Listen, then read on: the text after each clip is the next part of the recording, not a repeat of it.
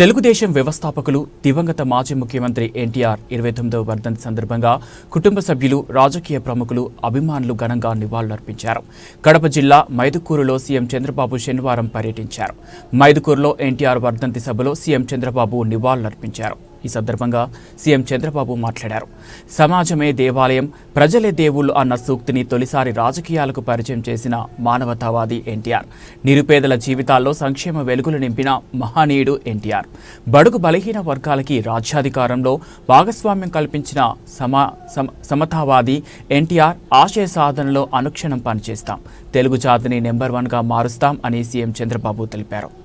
ఈరోజు మన నాయకుడు నందమూరి తారక రామారావు గారి యొక్క 29వ వర్ధంతి, అది కూడా ఈ మైదుకూరులో జరుపుకోవడం చాలా అదృష్టంగా నేను భావిస్తున్నాను.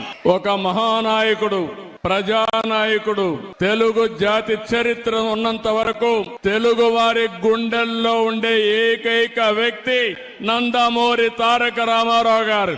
ఈరోజు మనందరం చూస్తే తెలుగు జాతి కోసం పుట్టిన, అనుక్షణం తెలుగు జాతి ఆత్మ గౌరవం కోసం తప్పించిన ఏకైక నాయకుడు ఎన్టీఆర్.